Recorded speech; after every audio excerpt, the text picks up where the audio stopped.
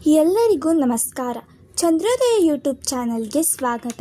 ದಿನನಿತ್ಯ ಹೇಳುವ ಶ್ಲೋಕಗಳಲ್ಲಿ ಒಂದು ಶ್ಲೋಕದ ಅರ್ಥ ಹಾಗೂ ಮಹತ್ವದ ಬಗ್ಗೆ ನಿಮಗೆ ತಿಳಿಸುತ್ತೇನೆ. ಈ ಶ್ಲೋಕವನ್ನು ಪ್ರತಿಯೊಬ್ಬರು ದಿನನಿತ್ಯ ಪಠಿಸಿರಿ. ಕರಾಗ್ರೆ ವಸತೆ ಲಕ್ಷ್ಮೀ, ಕರಮಧ್ಯೆ ಸರಸ್ವತಿ, ಕರಮೂಲ್ಯೆ ಸ್ಥಿತೆ ಗೌರಿ, ಪ್ರಭಾತೆ ಕರದರ್ಶನಂ. ಪ್ರತಿದಿನ ಬೆಳಗ್ಗೆ ಹಾಸಿಗೆಯಿಂದ ಏಳುವಾಗ ಪಠಿಸುವ ಈ ಪ್ರಸಿದ್ಧ ಹಿಂದೂ ಪ್ರಾರ್ಥನೆಯಾಗಿದೆ. ಈ ಶ್ಲೋಕವು ಕೈಗಳನ್ನು ಪವಿತ್ರ ಎಂದು ತಿಳಿದು ಅದರಲ್ಲಿ ಲಕ್ಷ್ಮಿ ಎಂದರೆ ಸಂಪತ್ತು, ಸರಸ್ವತಿ ಎಂದರೆ ಜ್ಞಾನ, ಗೌರಿ ಎಂದರೆ ಶಕ್ತಿಯನ್ನು ನೀಡುವ 3 ದೇವತೆಗಳು ನೆಲೆಸಿದ್ದಾರೆ ಎಂದು ತಿಳಿಸಲಾಗಿದೆ. ಈ 3 ದೇವತೆಗಳ ಸ್ಮರಣೆಯಿಂದ ಸಂಪತ್ತು, ಜ್ಞಾನ, ಶಕ್ತಿ ದೊರೆಯುತ್ತದೆ. ಕರ ಎಂದರೆ ಕೈ, ಅಗ್ರ ಎಂದರೆ ಮೇಲ್ಭಾಗ, ವಸತಿ ಎಂದರೆ ವಾಸಿಸುವಳು ಎಂದರ್ಥ.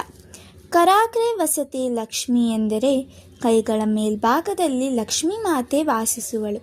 ಕರಮಧ್ಯೆ ಸರಸ್ವತಿ ಎಂದರೆ ಕೈಗಳ ಮಧ್ಯಭಾಗದಲ್ಲಿ ಸರಸ್ವತಿ ಮಾತೆ ವಾಸಿಸುವಳು. ಕರಮೂಲ್ಯೆ ಸ್ಥಿತೆ ಗೌರಿ ಎಂದರೆ ಕೈಗಳ ಕೆಳಭಾಗದಲ್ಲಿ ಗೌರಿ ಮಾತೆ ವಾಸಿಸುವಳು ಎಂದರ್ಥ. ವೈಕುಂಠ, ಬ್ರಹ್ಮಲೋಕ, ಕೈಲಾಸದಲ್ಲಿ ವಾಸಿಸಿರುವ 3 ದೇವತೆಗಳ ಆಶೀರ್ವಾದ ನಮಗೆ ಈ ಶ್ಲೋಕವನ್ನು ಹೇಳಿಕೊಳ್ಳುವುದರಿಂದ ಲಭಿಸುತ್ತದೆ.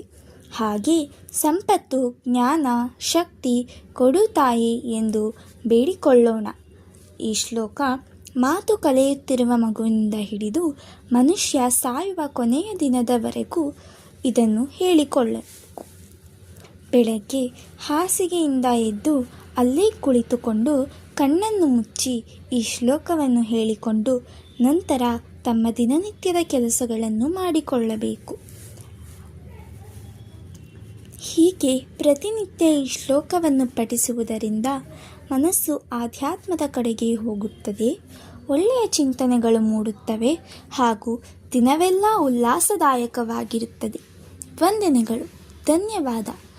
ಈ ವಿಡಿಯೋ ನಿಮಗೆ ಇಷ್ಟವಾದಲ್ಲಿ ಲೈಕ್ ಮಾಡಿ, ಶೇರ್ ಮಾಡಿ, ಸಬ್ಸ್ಕ್ರೈಬ್ ಮಾಡಿ ಮತ್ತು ಬೆಲ್ ಐಕಾನ್ ಒಡೆಯುವುದನ್ನು ಮರೆಯಬೇಡಿ.